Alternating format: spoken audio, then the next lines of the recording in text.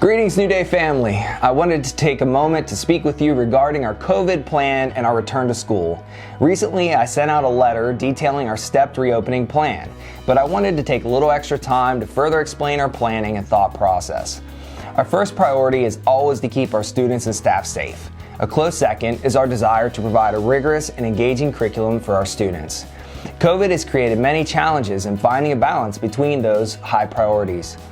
We began discussions and planning before school even ended regarding how to safely reopen for the 2020-2021 school year. In safely reopening, we found we had three major questions to answer. First, how do we keep our school clean and disinfected for students during and between school days and best reduce the chances of virus transmission? Second, how many days do we have students on site versus off site? Third, how do we keep up the normal pace of instruction and retain the rigor and pace of a normal school year if we're on site fewer days? So we'll start with the first of the three questions. How do we keep our school clean and disinfected? School safety for all students will start at home. Please take your child's temperature before they leave home and be sure not to send your children if they're sick. Also, even if you personally struggle with the mask requirement, please encourage your child and impress upon them the importance of wearing a mask at school. Schools are absolutely required to have students wear masks. We can't provide the safest environment possible without your help and support in this area. The next step on the path to a safe school is transportation.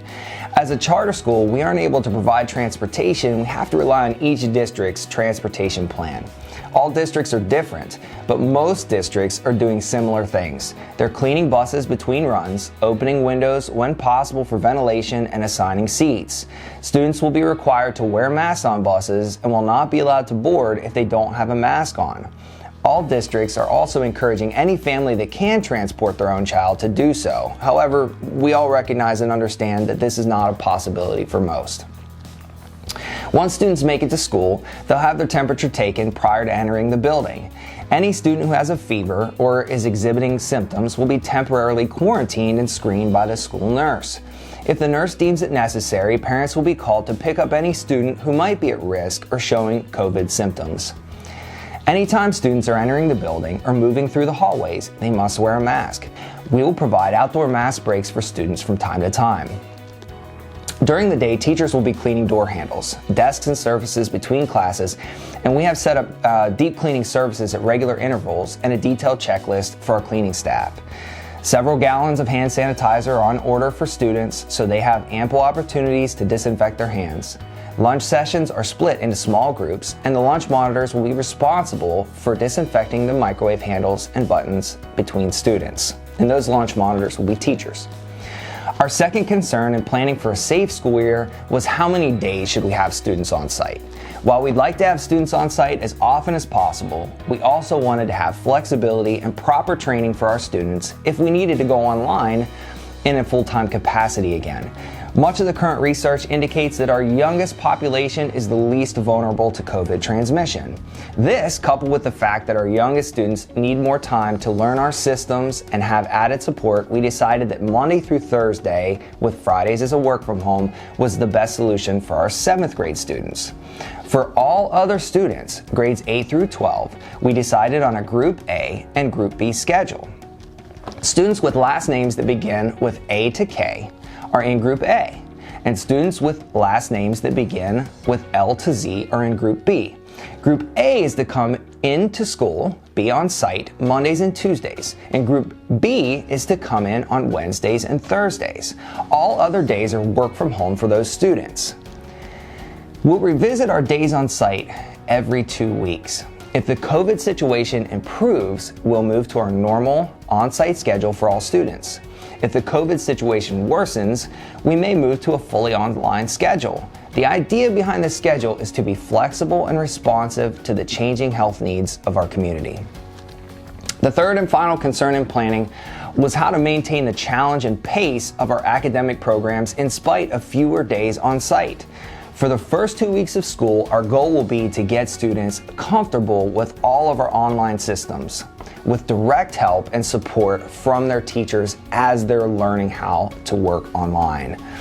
On work from home days that occur on Monday through Thursdays, students must log attendance and zoom into every class for the entire class period. Live instruction will occur every day, and new content will be offered during the classes. On Fridays, students will not have to Zoom into their classes, but they will have assignments to complete and opportunities for tutoring with staff. So the first 4 days, Monday through Thursday, students are synchronous with their classes. They Zoom in and do their work and follow their class schedules by Zooming into their classes. Fridays are asynchronous. They don't have to Zoom into their classes, but they will have work to complete. Throughout the year, instruction will move at the regular pace, just as if students were on site. Students will be expected to interact with the teachers, participate in the lessons, ask questions, and complete all assigned work. There should be no difference between online and on-site instruction, other than on-site students will have their teacher right in front of them, and online students will be interacting with their teacher through a computer screen. Students will have access to all the same interaction, discussion, and instruction online as they would if they were on site. Maintaining internet access will be absolutely essential as we move through the 2020-2021 school year. I hope this video has helped you all to better understand our plans for the upcoming school year. And as always, if you have questions, please don't hesitate to reach out to us at 814-643-7112 or 717-447-0623 so we can help you to feel comfortable and knowledgeable regarding our plans for the next school year. We also ask that you refer to and carefully read the welcome letter that we sent out at the beginning of August. We wish you all a safe and happy end of your summer, and we look forward to seeing you all soon.